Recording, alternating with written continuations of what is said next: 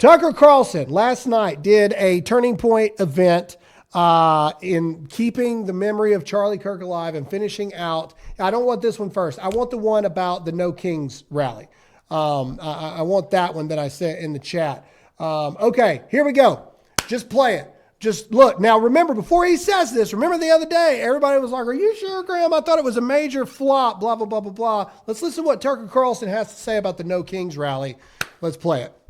Hopefully they will. And I do think when 7 million people take to the streets as they did last weekend, I know they were all like elderly boomers and everyone's laughing at them, but that's a lot of people. And that suggests a very high level of organization and coordination. That's formidable. That's not a joke at all. And I'm not laughing at that. I think it's totally real. And those people do not share my values at all, like at all.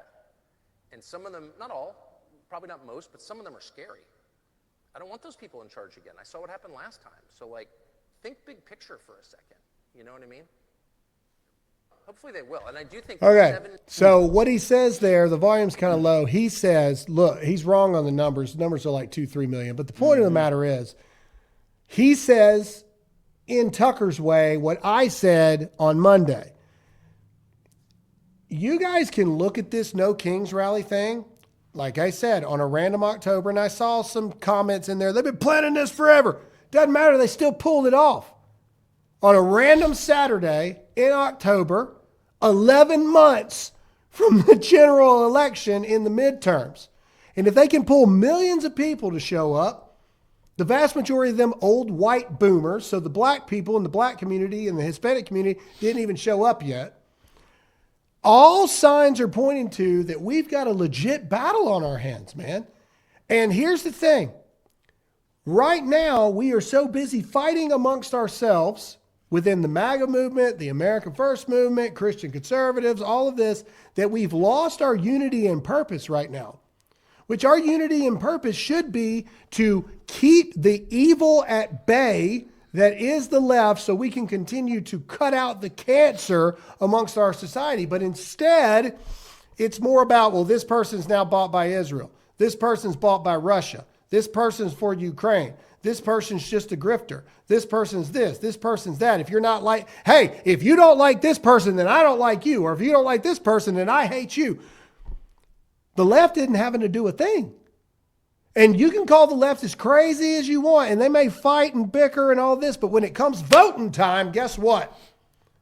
They're all on the same page. And they all toe the line and they all vote. Yes. I have a question for you. Okay. All right, and this is me. You box, and I'm way out here. Okay, so let's just say, for the sake of arguing, let's give them 3 million over the weekend. All right, let's give them 3. All right, if you filter out, the 90-year-olds that are not going to be around when it's time to vote, if you filter out the ones that were paid to be there, if you filter out the felons, which there's probably a whole bunch of them, and you filter out the illegals that aren't voting or shouldn't be allowed to vote anyway, and then you add what the news and legacy media and conservatives have a problem doing sometimes, and that's go, oh my God, look at these numbers. Look how scared. This could be a problem. This could be a major issue to, incentivize people out of fear or worry to get to the election booth. You see what I'm saying? Like, is it, if you look at, I'm not saying it is or it isn't. Like, it is a problem or it isn't a problem. I'm just analyzing all of the factors in it. And I mean, hey, I could be wrong, but I'm just saying. I think that Charlie would say the exact same thing. I think a lot of us, and I see it. You guys disagree with me on this one. Okay, I got it. Oh, the paid actors were paid to be there. Okay, where are the receipts for that? Are you sure? I think that there was money funneled in to orchestrate it. No, I do not believe that millions of people were paid that money to show. No, I don't believe it. I just don't. I don't believe that. I'm not saying it's a threat or, it's a problem or it's not. I am concerned. I am very concerned because, again, like I said, if you take out the anomaly that was 2002, we have not stopped a shift in power since 1934. Yeah. So I don't see how we can be anything but concerned about the midterms moving forward. And people, I saw somebody said that you're giving light to the division, so it's making it worse. So ignoring it's making it better? Yeah, that's not gonna. I mean, and so I ask these questions not to be confrontational with you all. There's 20,000 of you watching right now. 20,000 of you could all talk to 10 people. See what I'm saying? And make sure that we show up. Okay, we talked about this, the 2018 midterms. We talked about this. It was the highest turnout for a midterm election since 1914. 111 years, or now it'd be 111 years ago. Right? 1940? Yeah. Yes, 111 years.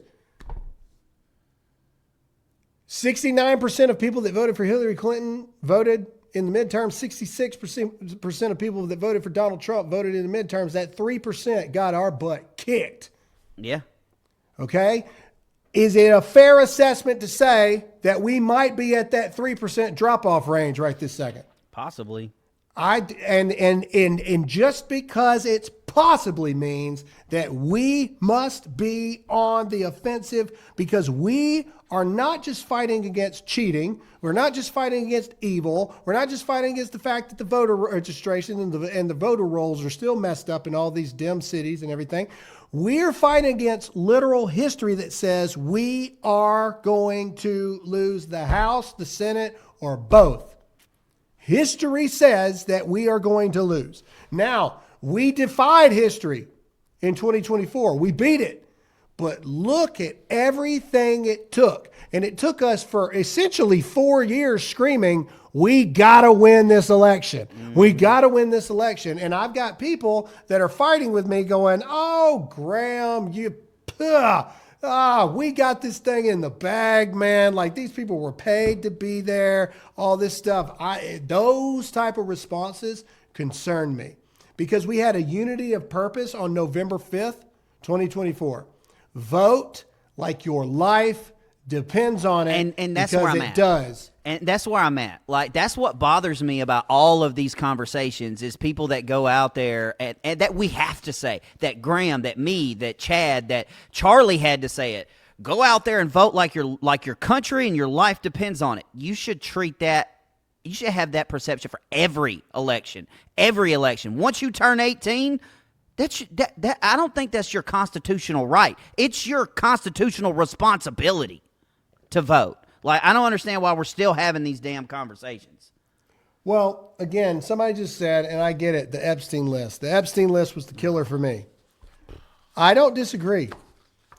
I think that it was overpromised, underdelivered. I think the Epstein list was destroyed a long time ago.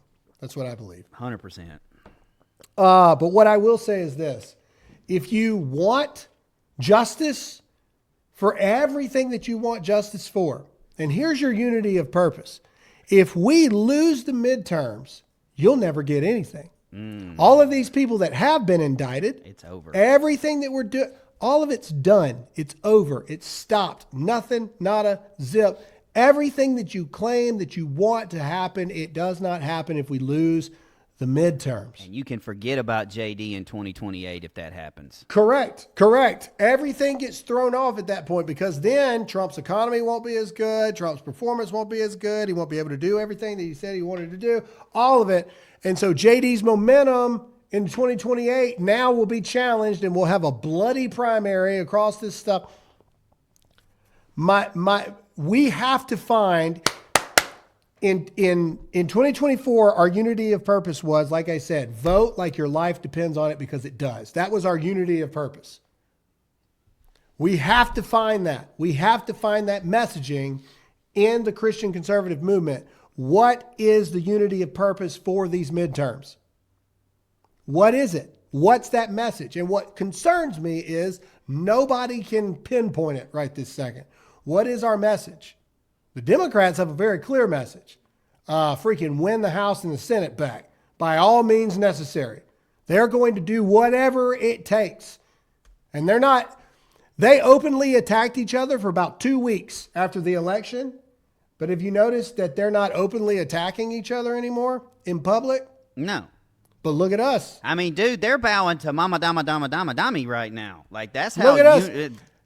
And I'm not talking about, before some of you are like, but you talk about candidates. I'm not talking about talking heads. I'm talking about the turning against of our elected officials. Like I said, there's many people that are done with the FBI and Dan and all these people already saying that Dan's been bought over and all this other kind of stuff. That's the stuff that worries me. And I think that's the stuff that we need to pay attention to.